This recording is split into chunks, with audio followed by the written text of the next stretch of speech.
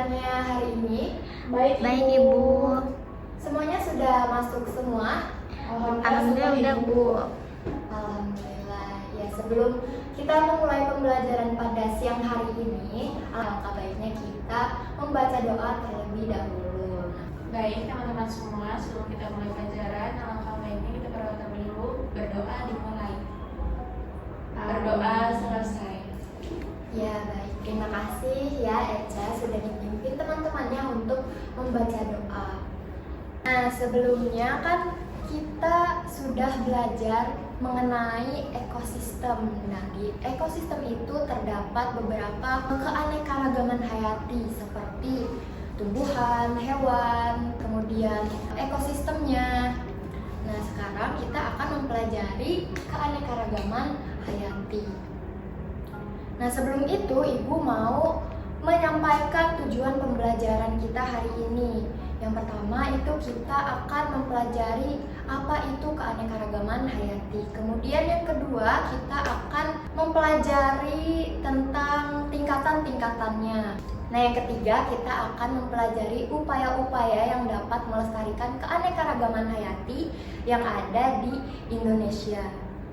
Ibu juga akan menyampaikan sedikit manfaat kita mempelajari keanekaragaman hayati. Jadi manfaat yang pertama itu kita bisa mengetahui manfaat dari setiap organisme.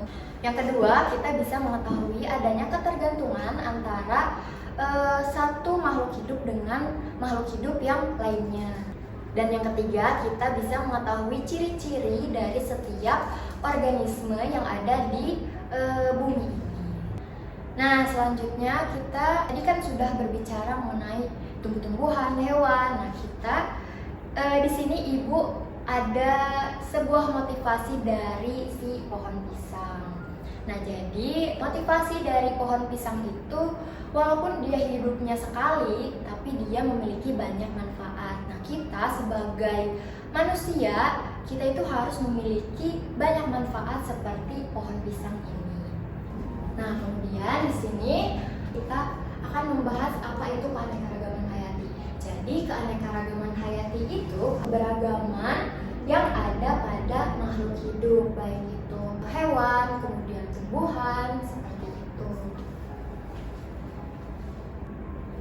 Nah, selanjutnya kita akan membahas mengenai tingkatan keanekaragaman hayati. Jadi, tingkatan-tingkatan yang ada di keanekaragaman hayati itu yang pertama ada gen, kemudian ada jenis, dan kemudian ada ekosistem. Nah, untuk keanekaragaman tingkat gen itu contohnya ada di pisang tanduk dan pisang mas. Kedua, ada keanekaragaman tingkat jenis. Jadi contohnya itu ada dari ikan cupang dan dari ikan paus beluga. Selanjutnya ada keanekaragaman hayati dari tingkat ekosistem. Di sini contohnya ada keanekaragaman hayati dari ekosistem laut, kemudian ekosistem bakau dan ekosistem savana. Nah, selanjutnya di sini Ibu ada games nih.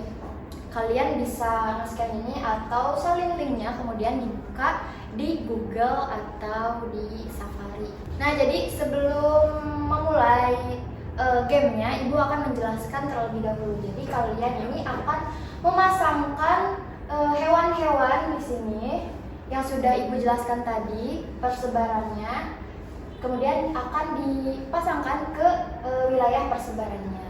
Nah, setelah tadi bermain games, kita akan masuk ke pembahasan mengenai upaya pelestarian keanekaragaman hayati yang ada di Indonesia.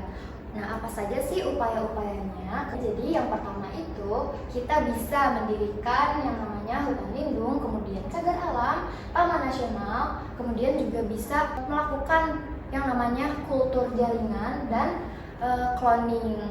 Nah, baik, karena pembahasan materi kita sudah selesai, Ibu sekarang mau meminta salah satu dari kalian untuk menyimpulkan pembelajaran pada hari ini. Terima kasih kepada Ica yang sudah menyimpulkan pembelajaran pada hari ini. Semoga ilmu yang kita dapatkan hari ini berkah dan bermanfaat. Baik, Ibu tutup. Wassalamualaikum warahmatullahi wabarakatuh.